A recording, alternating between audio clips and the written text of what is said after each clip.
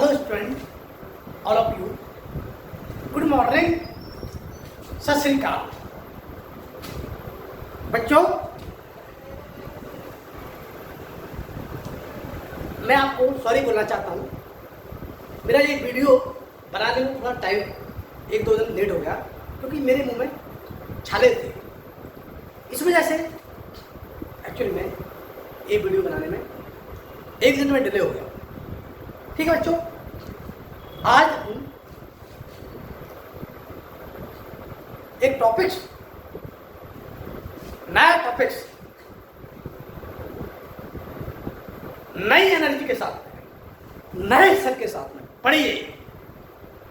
Physics को तोड़ दीजिए, फिजिक्स को तोड़ दीजिए और फिजिक्स को कुचल दीजिए। This is our famous lecture of Narendra sir. मेरे साथ पढ़ने के बाद में यू फील दैट फिजिक्स आपको डेफिनेटली आसान लगेगी। तो बच्चों, आज का अपना मेरा नया लेक्चर क्या है? Newton's law of motion and friction. और आज हम specially we will focus on the frictional motion, frictional force. I will discuss today friction. ठीक, तो फ्रिक्शन क्या है? इमेजिन करिए फ्रिक्शन है क्या। जैसे मैंने कहा व्हाट इज फ्रिक्शन फोर्स। आप हाथ को मलिए तो हाथ मेरे गर्म होते हैं। जब हमारा सर्दियों का टाइम होता है तो हाथ मेरे क्या होता है, ऐसे अपने आप को रगड़ते हैं तो हाथों से हाथ हमारे गर्म होते हैं। क्यों गर्म होते हैं? फ्रिक्शन। बच्चों, ये फ्रिक्शनल फोर्स एक ऐसा फोर्स है कि जो नेचर के द्वारा बनाया हुआ है। ये फोर्स एक्चुअल में इसको कह सकते हैं बिलियन भी है और एक ईश्वर भी है, गॉड भी है। इसमें कह सकते हैं कि राक्षस और क्या कहते हैं, और देवता, डेविल ऑफ गॉड। क्योंकि अगर फ्रिक्शनल नहीं होता तो बॉडी रोल नहीं कर सकती। अगर फ्रिक्शनल नहीं होगा किसी सर्कल में तो बॉडी रोल नहीं कर सकती। मतलब कहने का ये डेविल का काम है, ये देवता का काम करना है, ईश्वर का काम करना है। क्योंकि इसकी वजह से मोशन बढ़ रही है, इसकी वजह से आज हमारी स्पीड बढ़ गई है। गोल चीज की वजह से पहिए जो पहिए चलते हैं वो हमारी फ्रिक्शन की वजह से चलते हैं। फ्रिक्शन की वजह से रोल करते हैं। अगर फ्रिक्शन नहीं होता तो बच्चों दुनिया में रफ्तार नहीं होती, स्पीड नहीं होती। तो इसलिए ह्यूमन के रिस्पेक्ट में ये मान सकते हैं कि हम इस नजरिए से एब्जॉर्व करेंगे। अब नेगेटिव इफेक्ट देखिए कि अगर मान लो ऐसे माने कि एक बार हमने मान लो फ्रिक्शन नहीं होता तो एक बार अगर वेलोसिटी दे देते, कोई भी काइनेटिक एनर्जी एक बार आप अपने आप को ट्रांसपोर्ट कर देते, एक बार अपने में काइनेटिक एनर्जी हम पुश करते हैं, मतलब काइनेटिक एनर्जी से कोई बॉडी को देते हैं। तो काइनेटिक एनर्जी के देने से बॉडी हमेशा चलती रहती है, कभी रुक नहीं सकती। और फ्रिक्शन इसको रोक रहा है, इसलिए क्या है, शैतान है। तो नेचर है, नेचर के दोनों रूप हैं, पॉजिटिव इफेक्ट भी है और नेगेटिव इफेक्ट भी है। पॉजिटिव इफेक्ट भी है और नेगेटिव इफेक्ट भी है। तो फ्रिक्शनल फोर्स एक ऐसा फोर्स है जो गॉड का भी काम करता है और शैतान का भी काम करता है। तो फ्रिक्शनल फोर्स क्या है? मैंने बताया कि हम जब जो अपने हाथों को रगड़ते हैं, दोबारा बोल रहा हूँ, तो हमारे हाथ गर्म होते हैं। क्यों होते हैं? क्योंकि अपने हाथ में आप देखिए, हाथ को अपने ऐसे उठा के देखिए, तो आपको थोड़ी आँख अपनी बंद कर लीजिए, आई को थोड़ा बंद कर दीजिए, फिर आप देखिए, तो इसमें आपको क्या लगेगा कि हमारे इसमें बहुत बड़े, हाथ में बहुत बड़े गड्ढे हैं, हाथ में बहुत बड़े गड्ढे हैं। तो गड्ढे क्या करते हैं, है ना? तो गड्ढे आपस में रगड़ते हैं, तो इस वजह से फ्रिक्शन होता है। तो फ्रिक्शन क्या है? फ्रिक्शनल फोर्स, क्वेश्चन क्या पूछता है कि फ्रिक्शन फोर्स होता क्या है? फ्रिक्शन फोर्स मैकेनिकल फोर्स है, या इलेक्ट्रोमैग्नेटिक फोर्स है, या ग्रेविटेशनल फोर्स है? कौन सा फोर्स है? तो अगर क्वेश्चन में आप पूछते हैं कि इसका किस नेचर का फोर्स है, इलेक्ट्रोमैग्नेटिक नेचर का हो सकता है, या ग्रेविटेशन या रिएक्शन, या क्या होता है मैकेनिकल फोर्स हो सकता है ना, या ग्रेविटेशन। तो इसके ऑप्शन क्या होना चाहिए? मतलब अगर आपसे क्वेश्चन पूछे कि फ्रिक्शन फोर्स क्या किस नेचर का होता है, तो फ्रिक्शन फोर्स हमारा, इसके बारे में बाद में बताएंगे, लेकिन मैं थोड़ा फ्रिक्शन के बारे में थोड़ा एक्सप्लेन फिजिक्स के नजरिए से, अब मैं एप्लाइड बिहेवियर पर मैं फिजिक्स को एक्सप्लेन करने जा रहा हूं। बच्चों समझिए और पढ़िए नरेश सर के साथ में, और फिजिक्स को आप फील करिए। जैसे मैं एग्जांपल बताऊं, फ्रिक्शनल फोर्स क्या होता है। Today frictional force,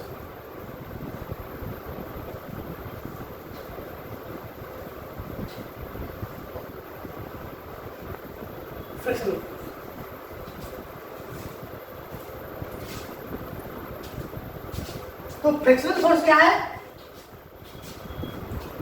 frictional force एक फोर्स है, फोर्स अपन ऑलरेडी बता चुके हैं, Newton first law, Newton second law, Newton third law, तो कुछ इसके बाद फोर्स के बारे में ऑलरेडी स्टडी कर चुके हैं। तो यहाँ पर फ्रिक्शन की बात करते हैं। जैसे मैं एग्जाम्पल बता,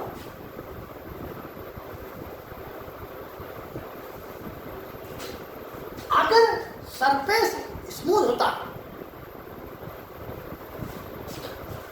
अगर सरफेस स्मूथ होता, अगर इस पार्टिकल का मास m है, अगर इसको सफिशिएंट वेलोसिटी दे दे,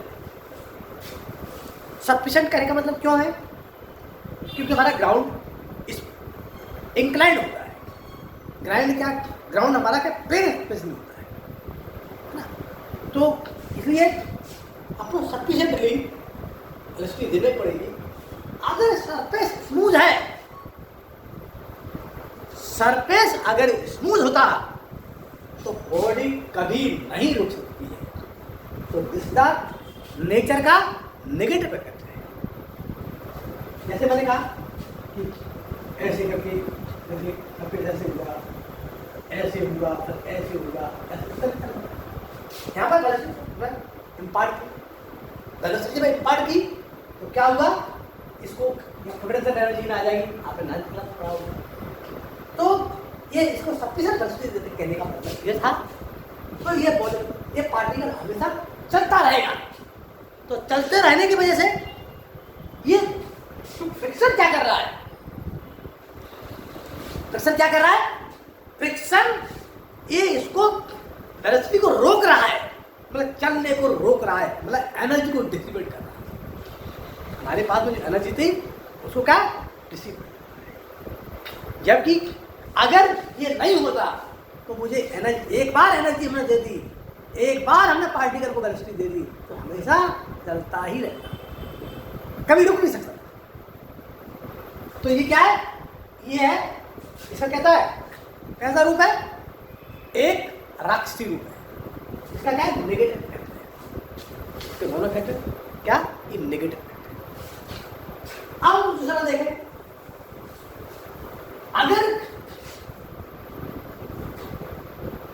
अगर ये रोल पहिया है, अगर पहिया को हमने वेलोसिटी पहिया, अगर ये पहिया हमारा व्हील, तो व्हील अगर चलता है तो इसके लिए आपको मालूम होना चाहिए एक फोर्स लगता है, इसको टॉर्क बोलते हैं। टॉर्क रोटेटिंग फोर्स, इसको बॉडी रोटेट करती है। तो इसमें अगर टॉर्क लगता है, टॉर्क की वजह से आई अल्फा लगेगा, ये टॉर्क लगता है, तो टॉर्क की वजह से क्या करता है, इसको ओमेगा या अल्फा मिलता है ना। काइनेमेटिक्स ऑफ एंगुलर वेलोसिटी में सर्कुलर मोशन पढ़ाएंगे तो एंगुलर एक्सेलरेशन और एंगुलर वेलोसिटी मिलती है, किसकी वजह से, फ्रिक्शनल फोर्स की वजह से। किसकी वजह से, फ्रिक्शनल फोर्स की वजह से। तो मतलब कहेगा इसको स्पीड मिलेगी। तो आज देखिए, आज हमारे इंडिया में क्या पूरे वर्ल्ड के अंदर, एंटर द वर्ल्ड, आप देखोगे तो आपको क्या लगेगा कि रफ्तार बढ़ गई, स्पीड बढ़ गई, ट्रेन चलना, कितनी एनर्जी लगेगी। अगर उसमें अपन क्या एक बार एनर्जी दे दी तो चलती रहती, इसमें कितनी एनर्जी,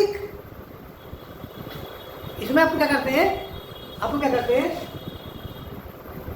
उसमें क्या था कि एक बार हमने एनर्जी दे दी तो चलती रहती। इसमें क्या कर रहा है, ये एनर्जी को क्या कर रहा है, डिस्ट्रीब्यूट कर रहा है, तो नेगेटिव करता है।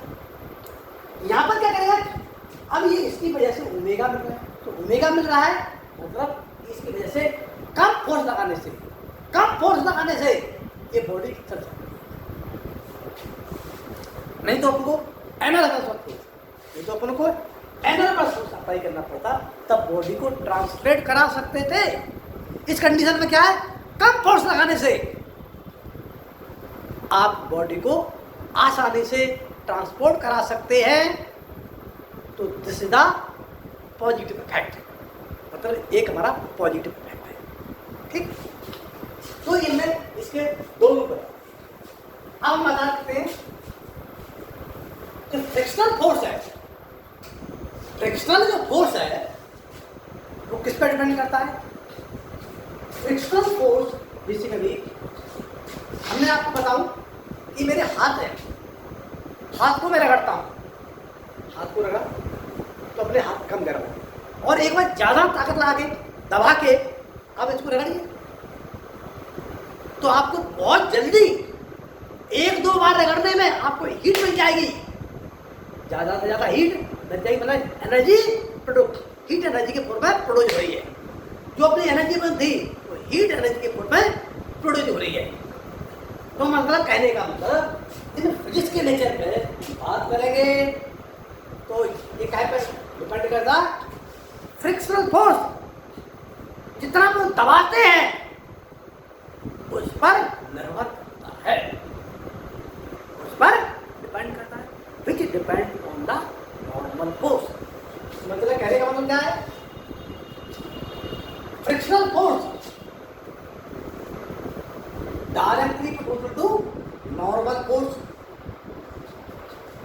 frictional force directly proportional to normal force। अब हम क्या करेंगे कि फ्रिक्शनल फोर्स, इसको हम जब हम इसको हटाएंगे, प्रोपोर्शनल टू ध्यान को रिमूव करेंगे तो क्या आएगा, F equal to mu.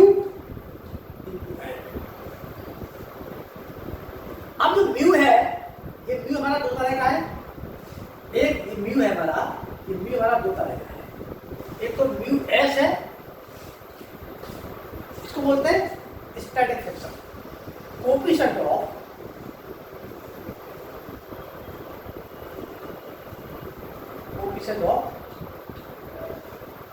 Static friction. कब होता है, जब मोशन अपसेट होता है, जब मोशन अपोज करता है।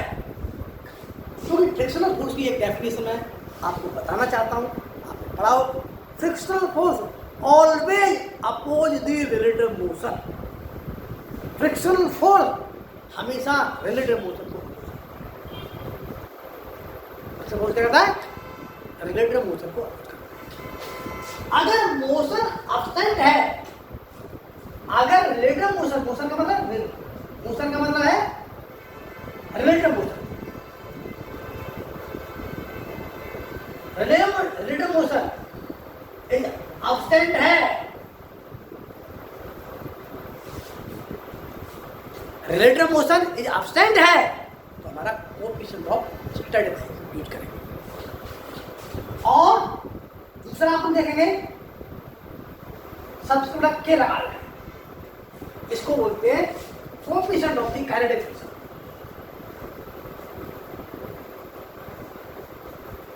कोएफिशिएंट ऑफ काइनेटिक फ्रिक्शन, इसमें क्या है? रिलेटिव मोशन अब्सेंट है, रिलेटिव मोशन इज अब्सेंट,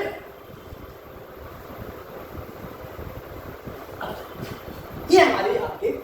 और इसमें एक नोट लिखना है, नोट क्या करना है? Mu s greater than equal to mu t, mu s हमेशा म्यू के से बड़ा होता है, mu s greater than mu k, ये आपको याद है। स्टैटिक फ्रिक्शन की वैल्यू ज्यादा होती है काइनेटिक फ्रिक्शन। जब रिलेटिव मोशन, जब बॉडी मूव करती है, जब बॉडी मूव करती है तब ही अपन म्यू के का अप्लाई करती है। अगर मान लो मैंने क्या कहा, वेलोसिटी कांस्टेंट है, वेलोसिटी कांस्टेंट है, तो क्या करेगा? तो फ्रिक्शन लगेगा कि नहीं लगेगा? लगेगा। रिलेटिव मोशन तो है, अगर रिलेटिव मोशन जीरो हो, रिलेटिव मोशन जीरो है, उस केस में फ्रिक्शन नहीं लगेगा। अगर रिलेटिव मोशन होता है तो हमेशा कौन सा एक्ट करेगा? काइनेटिक फ्रिक्शन काम करेगा। बच्चों, फिजिक्स का सबसे बड़ी इंपॉर्टेंट चीज ये है, फिजिक्स आपकी अपनी लैंग्वेज में पढ़िए, अपनी टंग में पढ़िए, अपनी मदर टंग में पढ़ने की कोशिश करिए। क्योंकि फिजिक्स क्या, एक इंडिया में बड़ी वैल्यूज है। हर बच्चा इंग्लिश मीडियम पढ़ता है, वो कितने भी इंग्लिश मीडियम पढ़ ले, लैंग्वेज में पकड़ नहीं लगा सकता है, लैंग्वेज में पकड़ नहीं लगा सकता। तो मैं ये नहीं कह रहा हूँ कि इंग्लिश में मत पढ़िए, इंग्लिश में पढ़ना पड़ता है। इसका मतलब है कि आप अपनी किसी चीज को सीखने के लिए आप अपनी अनमार अपनी एनर्जी को, इसमें शर्म करने की बात नहीं है, आप अपने मदर टंग में या मिक्स लैंग्वेज में पढ़ने की कोशिश करिए। फिजिक्स क्या है? फिजिक्स क्या है? ये एक्चुअली में इसको अपने नेचर की स्टडी अपनी लैंग्वेज में करना चाहिए। क्योंकि हम बचपन से जीते हैं, बचपन से हम जिस भाषा में जीते हैं उसी भाषा को समझने की कोशिश करिए। मैं एग्जाम्पल बताऊं।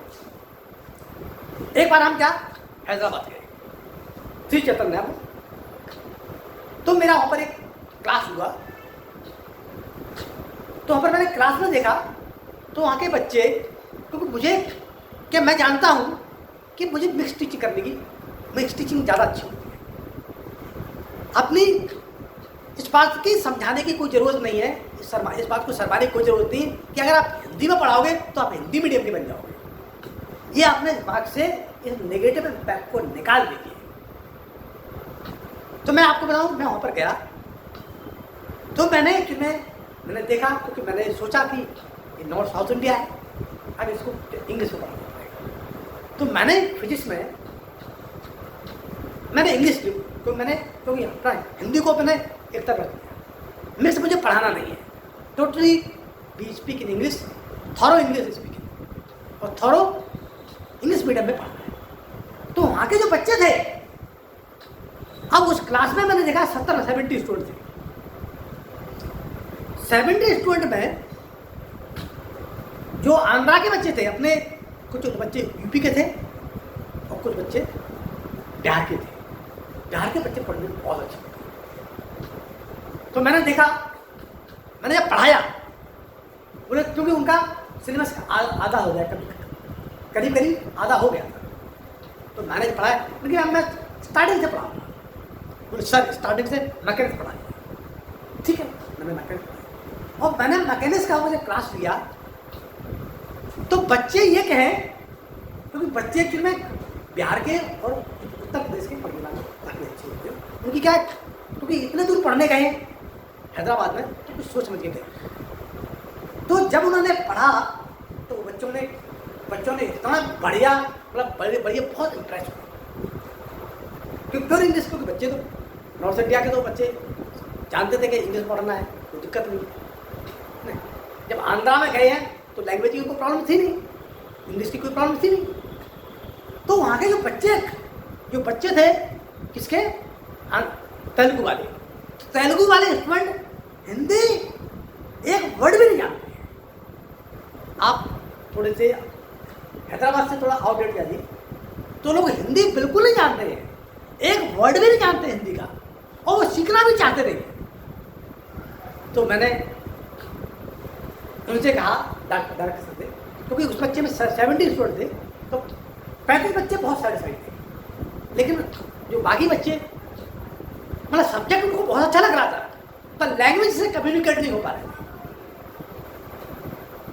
क्योंकि मैंने मिक्स पढ़ाने की कोशिश करी, तो मिक्स की कोई पढ़ाने का कोई मतलब नहीं था। तो इसके बाद में बच्चों ने कहा, उसके प्रिंसिपल सर कहा, सर इससे अच्छी टीचिंग, इससे अच्छी फिजिक्स कोई भी नहीं पढ़ा सकता है। सर मैंने आज तक इतने लेक्चर देखे हैं, इतनी अच्छी कोई नहीं पढ़ा। तब डायरेक्टर ने कहा, sir you will go Madhav centre in Hyderabad, Shri Chaitanya का माधव सेंटर है। फिर मैंने ऊपर गया, तो वहाँ पर बच्चे हिंदी, इंग्लिश और तेलुगु सब कुछ जानते हैं, तो वहाँ पर कोई प्रॉब्लम नहीं थी। तो मेरा कहने का मतलब है, मैंने प्रिंसिपल सर से कहा, सर मैं यहाँ नहीं पढ़ा सकता हूँ, मुझे ऐसी जगह भेजिए जहाँ पर बच्चा कम से कम मिक्स हो। अगर इंग्लिश नहीं आती हो तो मिक्स होना चाहिए, है ना। मैं तेलुगु मुझे आती नहीं है, फिर उन्होंने मुझे दूसरे जो बड़ा सेंटर था उस पर ट्रांसफ़र किया। तो वहाँ पर मैंने पढ़ाया, तो वहाँ पर तो बच्चे कोई दिक्कत नहीं। तो इम्पोर्टेंट चीज़ क्या है कि आप हमेशा अपने टंग में पढ़ने की कोशिश करिए, तभी हम फिजिक्स को समझ सकते हैं। क्योंकि नेचर की परिभाषा, नेचर की लैंग्वेज है, नेचर आपने अपनी भाषा में सीखा। तो बेटा आप इस बात को बिल्कुल हेजिटेट होने की जरूरत नहीं है कि भैया मैं इस भाषा में पूछ रहा हूँ, इस बात आपको अपनी लैंग्वेज में पढ़ने की कोशिश करिए। तो मैंने कहा था ये म्यूएस ग्रेटर देन म्यूटी, ये हमने बताया। अब देखिए, तो फ्रिक्शन फोर्स हमेशा रिलेटिव मोशन को अपोज करता है, ये हमेशा ध्यान रखें। और प्रैक्टिकली एक्सपेरिमेंटली हम देखेंगे म्यूएस हमेशा म्यू से बड़ा हो सकता है और बराबर भी हो सकता है। मैथमेटिकल फिजिक्स करें तो बराबर भी हो सकता है और ग्रेटर ना। लेकिन प्रैक्टिकली जो आपको पढ़ा ही लेना चाहिए, क्योंकि न्यूमेरिकली अपन फिजिक्स को कभी बराबर मान लेते हैं, अलग बात है। तो मैंने इस चीज को यूज किया। ठीक बच्चों, ये हमने म्यूएस और म्यू के बारे में आपको एक्सप्लेन कर दिया। आप बाकी अपने लेक्चर में पढ़ेंगे, आगे पढ़ेंगे जिस तरीके से फोर्स अप्लाई करते हैं, न्यूटन सेकंड लॉ यूज करते हैं, जो भी आपने न्यूटन प्रोपोर्शन के अंदर पढ़ा था वो सब चीज पढ़ेंगे। बस इसमें क्या करना है, फ्रिक्शनल फोर्स एक क्या रिलेटिव मोशन का अपोज करने वाला फोर्स है, इसको हम बोलते हैं क्या कहते हैं, फ्रिक्शनल फोर्स। क्या कहते हैं, फ्रिक्शनल फोर्स। ठीक है बच्चों, अगर हम पूछे कि फ्रिक्शनल फोर्स क्या है, फ्रिक्शनल फोर्स क्या है, फ्रिक्शनल फोर्स कौन सा है, मैकेनिकल फोर्स है या इलेक्ट्रोमैग्नेटिक फोर्स है या ग्रेविटेशनल फोर्स। देखिए, आप लोगों ने पढ़ा होगा कि फ्रिक्शनल फोर्स क्या है। मैंने बोला फ्रिक्शनल फोर्स कौन से नेचर का फोर्स है? फ्रिक्शनल फोर्स का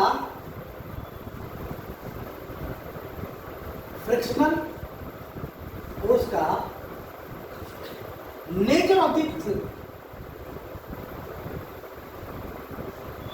पहला, ये मैकेनिकल फोर्स है, मैकेनिकल फोर्स है। दूसरा क्या है? ग्रेविटेशनल फोर्स है।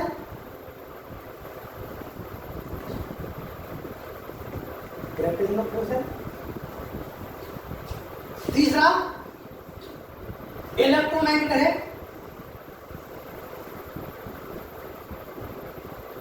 इलेक्ट्रो मैग्नेटिक फोर्स है या चौथा है नन ऑफ दीज।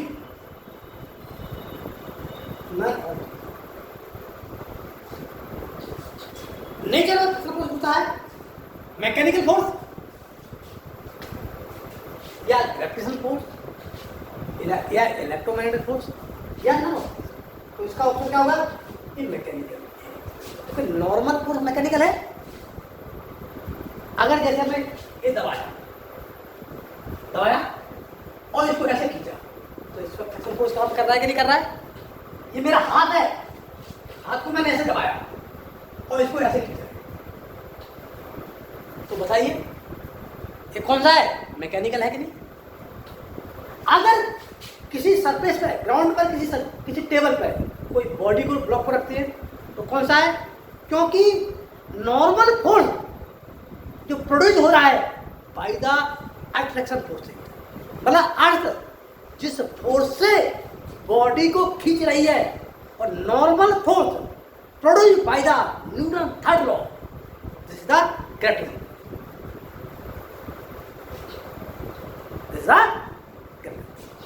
ये दोनों प्रूफ है। तीसरा क्या है? इलेक्ट्रोमैग्नेटिक फोर्स है क्या? नहीं। क्यों है? नहीं क्यों है तो बता दो। मैंने क्या कहा? आप पढ़ चुके होंगे। हम रगड़ते हैं तो इसमें मास ट्रांसफर होता है।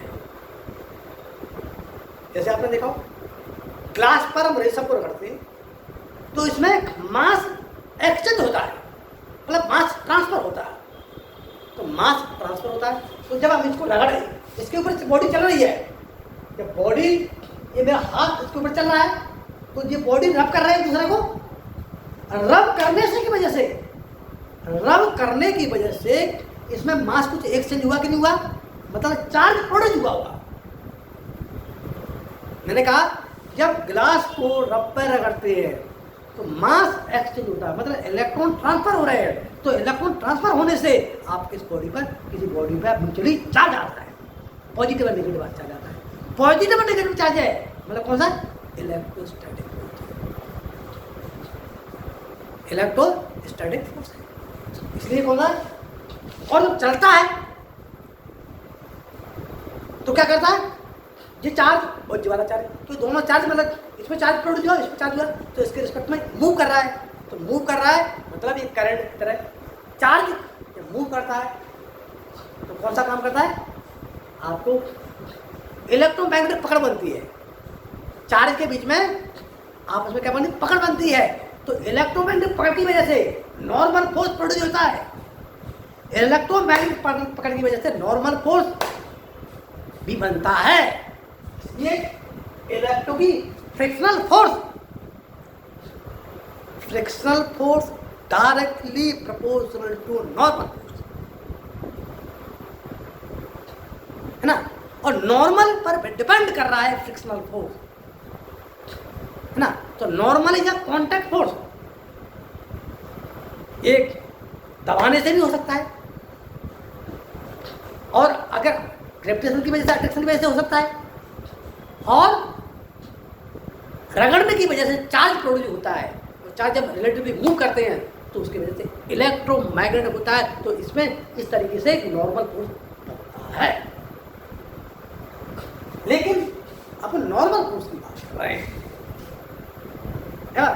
नॉर्मल फोर्स समझना बहुत इम्पोर्टेंट है। तो फ्रिक्शनल फोर्स आपका तीनों नेचर का ये होता है, ये मैंने आपको एक्सप्लेन कर दिया। ठीक है बच्चों, अब मैं आपको बात आगे करता हूं। आगे हमारा क्या है,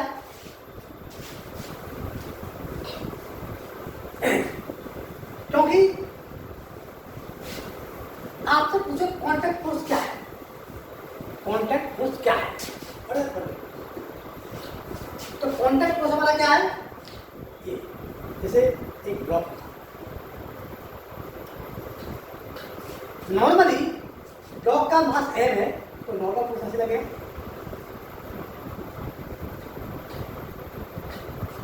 नॉर्मल फोर्स इस तरीके से। अब ये m की है,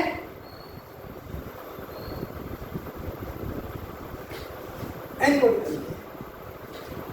तो ये बॉडी मूव कर रही है, तो फ्रिक्शन फोर्स इधर लगेगा। और नॉर्मल फोर्स ऐसा, तो नॉर्मल फोर्स दोनों का रिलेशन निकालें। नॉर्मल फोर्स हम भी दिखा सकते हैं, तो अपने ऐसे डायरेक्शन पार्टिकल के अंदर को देखते हैं, ये ब्लॉक के अंदर नॉर्मल फोर्स बीच में रहता है। कभी बार नॉर्मल फोर्स शिफ्टिंग भी करता है, वो रोटेशनल केरियर में आएगा, उसमें आएगा फ्रिक्शनल। नॉर्मल फोर्स एक ही जगह नहीं होता है, अलग अलग जगह।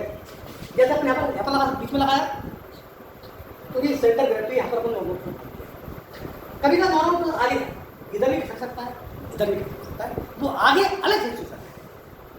ठीक, तो हम क्या करेंगे, इनका रिजल्टेंट फोर्स क्या है, capital F equal to n, ये हमारा n है, n स्क्वायर प्लस हमारा f, n स्क्वायर प्लस हमारा f, ये हमारा कॉन्टेक्ट। अब अपन अगर एंगल ऑफ फ्रिक्शन क्या होता है, अगर ये एंगल ऑफ फाई ले जाए तो tan फाई कितना हो जाएगा, tan फाई परपेंडिकुलर का f upon normal, f upon normal force. ठीक, तो ये हमारा कॉन्टेक्ट फोर्स है, ये हमारा एंगल ऑफ फ्रिक्शन है, इसको एंगल ऑफ फ्रिक्शन है, एंगल ऑफ फ्रिक्शन। एक कंडीशन याद रख लेना कि फ्रिक्शन कोई एक्सटर्नल फोर्स, ये हमेशा दो में लिखते हैं। एक्सटर्नल फोर्स है ना, तो greater than equal to F, ये हमेशा याद रखना, नंबर ना, दैट इज, अरे ये वाला फोर्स नहीं है, ये वाला एफ देना, एफ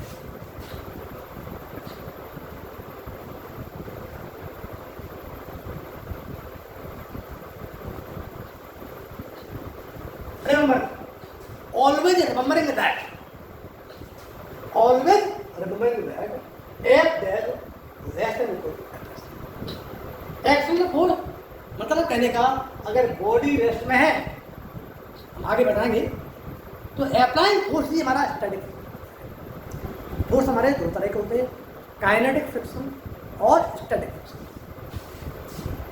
है ना। तो अगर यहाँ ये एफ डैश है ना, एफ डैश है,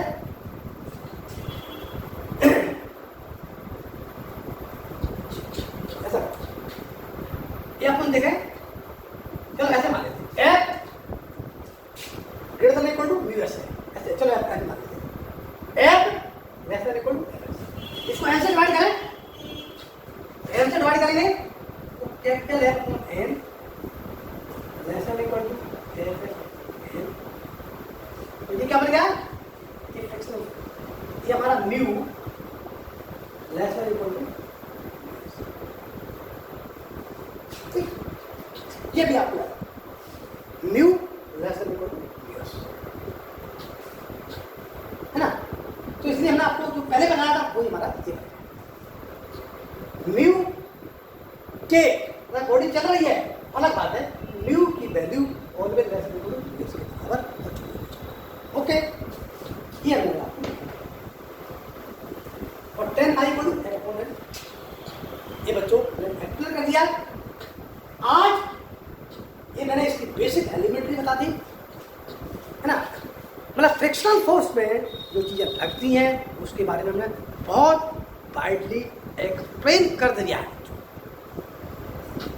ठीक है बच्चों, आज के लिए अपना इतना ही है, आज का introduction of the frictional force. आगे कुछ और बताएंगे, अगले लेक्चर में और बताएंगे, क्योंकि मैं कंटिन्यूटी को ब्रेकअप नहीं करना चाहता, इसलिए मुझे आज के लेक्चर लेना पड़ा, क्योंकि आप लोग वेट कर रहे होंगे। जो बच्चे कंसंट्रेटेड स्टूडेंट हैं उनके लिए मुझे वीडियो ब्रेक नहीं करना था, क्योंकि मेरे मुंह में अभी ये प्रॉब्लम है, इसकी वजह से मुझे वीडियो बनाना फिर भी पड़ा। ठीक है बच्चों, आज के लिए अपना इतना ही काफ़ी है।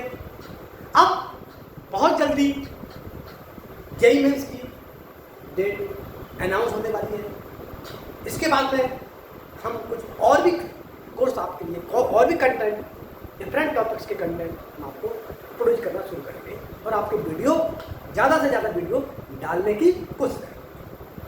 ठीक है बच्चों, आज के लिए अपना इतना ही है। ओके, बाय बाय, पढ़िए नरेंद्र सर के साथ में। ठीक है बच्चों।